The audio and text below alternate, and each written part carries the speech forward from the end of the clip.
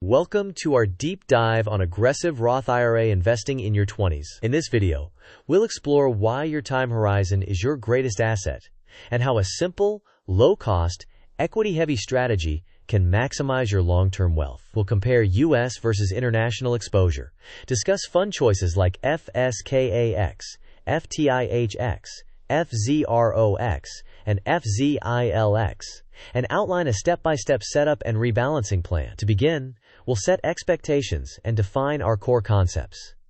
Next, we'll preview the agenda so you know exactly what's coming. Here's the roadmap for today. First, we'll explain why your 20s are a superpower in investing. Second, we'll highlight Roth IRA advantages. Third, we'll present the aggressive equity allocation rationale. Fourth, we'll explore the U.S. versus international split. Fifth, we'll show low-cost fund options and the impact of fees. Sixth, we'll walk through a setup plan and how to rebalance each year. Then we'll test your knowledge with 2 quick quizzes. Finally, we'll summarize with key takeaways and a clear action plan. Now, before we go further, let's add an important disclaimer. This video is for educational purposes only and does not constitute financial advice. Everyone's situation is different, so please research independently and consider speaking with a fiduciary financial advisor before making investment decisions. With that clear, let's move into why your 20s provide a unique advantage. In your 20s, time is your single greatest advantage. With decades ahead, you can endure market ups and downs while compounding does the heavy lifting. Even modest, consistent contributions can become large sums given enough time. The Roth IRA is especially powerful because qualified withdrawals can be tax-free. With that foundation in place, let's look at what makes the Roth IRA uniquely compelling. The Roth IRA is funded with after-tax dollars. In exchange, your investments can grow tax-free, and qualified withdrawals in retirement are also tax-free. Contribution limits update periodically, so always check current IRS limits. Contributions can typically be withdrawn at any time, while earnings are subject to rules and age requirements for qualified distributions. Given your long horizon, prioritizing equity exposure can maximize growth potential. Next, let's translate that into an aggressive allocation approach. Because you have decades ahead, you can better tolerate short-term volatility. By skipping bonds early, you tilt toward higher expected returns. Total market index funds provide broad diversification across thousands of stocks, which reduces single company risk. Keeping expense ratios low is crucial because fees compound against you. With the philosophy set, let's dig into the U.S. versus international allocation debate. There are 2 main approaches to splitting U.S. and international stocks. The global weight approach targets about 60% U.S. and 40% international, mirroring the world's market capitalization and minimizing home bias. The domestic-heavy approach, around 80% U.S. and 20% international, leans into the depth, liquidity, and historical performance of the U.S. market, while still maintaining some international diversification. Pick a split that aligns with your philosophy and risk tolerance. Automate contributions, and rebalance annually to maintain your target weights. Next, let's compare these approaches directly.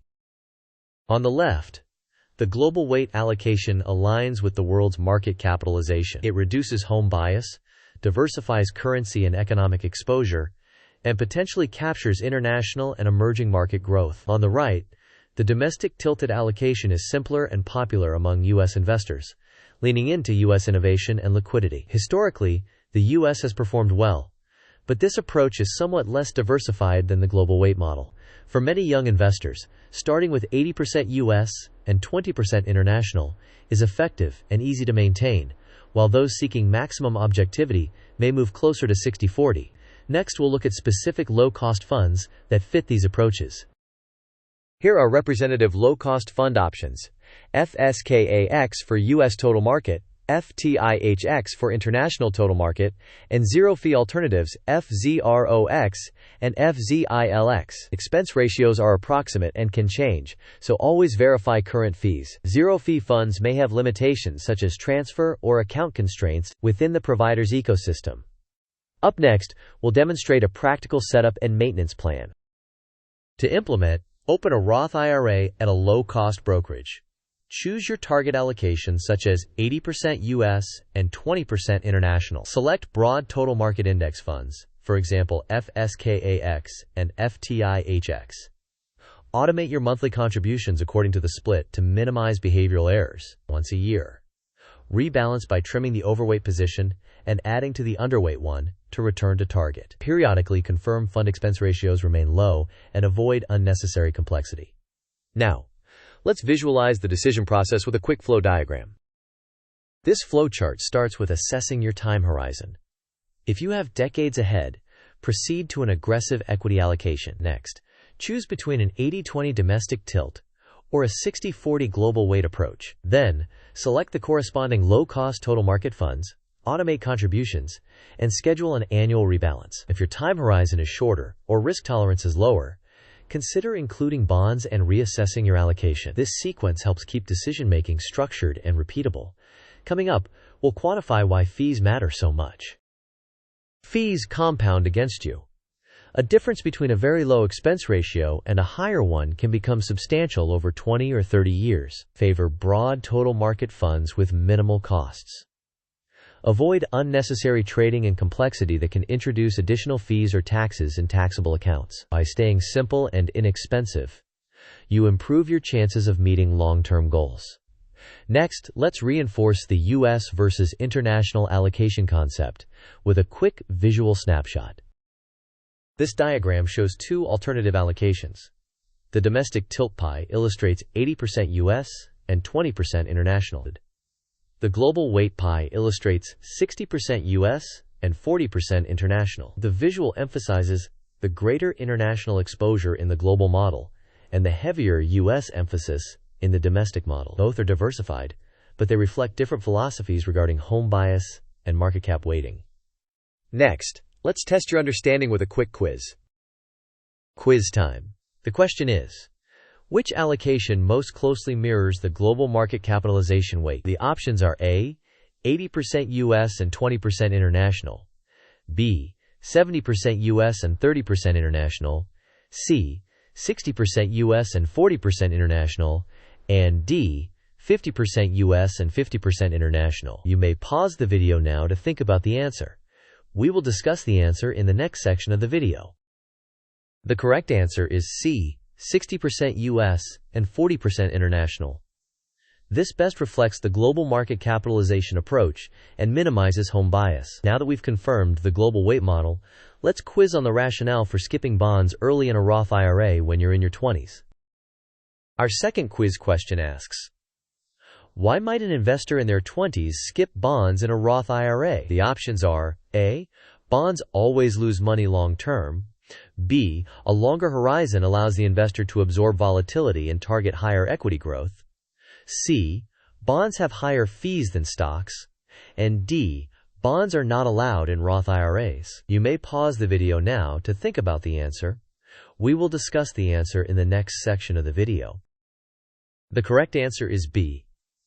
A longer time horizon allows a young investor to endure volatility and pursue higher expected returns from equities, letting compounding work over decades. Bonds are allowed in Roth IRAs, and bonds do not always lose money. However, they generally have lower expected returns than stocks. Next, let's detail how to rebalance and stay consistent year after year.